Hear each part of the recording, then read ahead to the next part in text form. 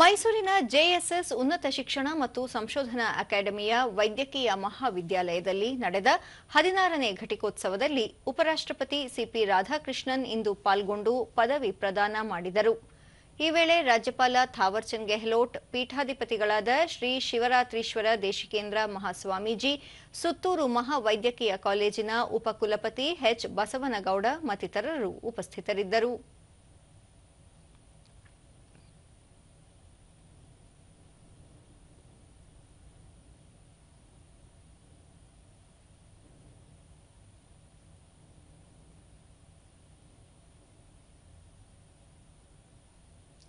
ಬಳಿಕ ಉಪರಾಷ್ಟ್ರಪತಿ ಸಿಪಿ ರಾಧಾಕೃಷ್ಣನ್, ವಿದ್ಯಾರ್ಥಿಗಳು ತಮ್ಮ ವ್ಯಾಸಂಗದ ಕಡೆ ಹೆಚ್ಚಿನ ಗಮನ ಹರಿಸಬೇಕು.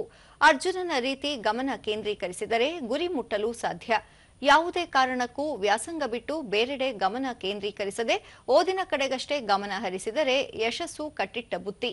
ಯಾವುದೇ ಕೆಲಸದಲ್ಲಾಗಲಿ ಏನನ್ನೂ ನಿರೀಕ್ಷಿಸದೆ ತಮ್ಮನ್ನು ತಾವು ತೊಡಗಿಸಿಕೊಂಡರೆ ಜಯ ತನ್ನದಾಗುತ್ತದೆ. ಈ ನಿಟ್ಟಿನಲ್ಲಿ ವಿದ್ಯಾರ್ಥಿಗಳು ಗಮನ ಹರಿಸಬೇಕು. ಮಾತ್ರವಲ್ಲದೆ ತಮ್ಮ ಏಳಿಗೆಗಾಗಿ ಶ್ರಮಿಸುವ ಪೋಷಕರು ಮತ್ತು ಶಿಕ್ಷಕರನ್ನು ಎಂದಿಗೂ ಮರೆಯಬಾರದು ಎಂದು ಹೇಳಿದರು.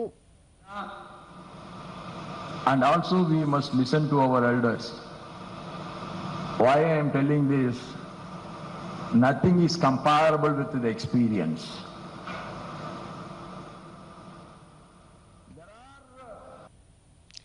ರಾಜ್ಯಪಾಲ ಥಾವರ್ಚಂದ್ ಗೆಹ್ಲೋಟ್, ಓದಿನಲ್ಲಿ ಶ್ರಮ, ವಿನಮ್ರತೆ, ಸೃಜನಶೀಲತೆಯ ಅಗತ್ಯವಿದ್ದು ಇವೆಲ್ಲವನ್ನು ಅಳವಡಿಸಿಕೊಂಡರೆ ಉಜ್ವಲ ಭವಿಷ್ಯ ತಮ್ಮದಾಗಿಸಿಕೊಳ್ಳಬಹುದು. ಸ್ವಾವಲಂಬಿ ಭಾರತ ಮತ್ತು ಅಭಿವೃದ್ಧಿ ಹೊಂದಿದ ಭಾರತ 2047ಕ್ಕಾಗಿ ಯುವಕರು ತಮ್ಮ ಪ್ರತಿಭೆ, ನಾವೀನ್ಯತೆ ಮತ್ತು ಉದ್ಯಮಶೀಲತೆ ಮೂಲಕ ಸಮಾಜಕ್ಕೆ ಹೊಸ ದಿಕ್ಕು ನೀಡುವುದು ಅತ್ಯಗತ್ಯವಾಗಿದೆ ಎಂದರು. सपने वो है जो हमें सोने न दे. मैं आपसे आग्रह करता हूं कि आप सपने देखें, बड़े सपने देखें, रात खींच के सपने देखें और उन्हें साकार करने का संकल्प करें. ಪೀಠಾಧಿಪತಿಗಳಾದ ಶ್ರೀ ಶಿವರಾತ್ರೀಶ್ವರ ದೇಶಿಕೇಂದ್ರ ಮಹಾಸ್ವಾಮೀಜಿ ಅವರು ವಿದ್ಯಾರ್ಥಿಗಳಿಗೆ ಪ್ರತಿಜ್ಞಾವಿಧಿ ಬೋಧಿಸಿದರು. Authorized and admitted candidates to wear the robes ordained as in the insignia of their qualifications and devote all our energy. ಇದಕ್ಕೂ ಮುನ್ನ ಮೈಸೂರಿಗೆ ಆಗಮಿಸಿದ ಉಪರಾಷ್ಟ್ರಪತಿ ಸಿಪಿ ರಾಧಾಕೃಷ್ಣನ್ ಅವರನ್ನು ಬರಮಾಡಿಕೊಳ್ಳಲಾಯಿತು.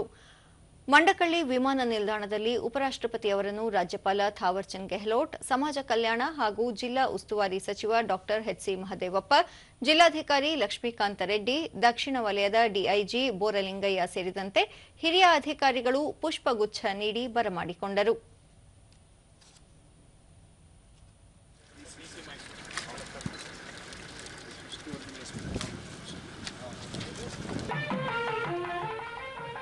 ಇದಕ್ಕೂ ಮುನ್ನ ಸುತ್ತೂರು ಮಠಕ್ಕೆ ಭೇಟಿ ನೀಡಿ ಪೀಠಾಧಿಪತಿಗಳಾದ ಶ್ರೀ ಶಿವರಾತ್ರೀಶ್ವರ ದೇಶಿಕೇಂದ್ರ ಮಹಾಸ್ವಾಮೀಜಿ ಅವರ ಆಶೀರ್ವಾದ ಪಡೆದರು. ಇದೇ ಸಂದರ್ಭದಲ್ಲಿ ಮಠದ ದೇವಾಲಯದಲ್ಲಿ ವಿಶೇಷ ಪೂಜೆ ಸಲ್ಲಿಸಿದರು. ಈ ವೇಳೆ ರಾಜ್ಯಪಾಲ ಥಾವರ್ಚಂದ್ ಗೆಹ್ಲೋಟ್ ಸೇರಿದಂತೆ ಮತ್ತಿತರರು ಉಪಸ್ಥಿತರಿದ್ದರು.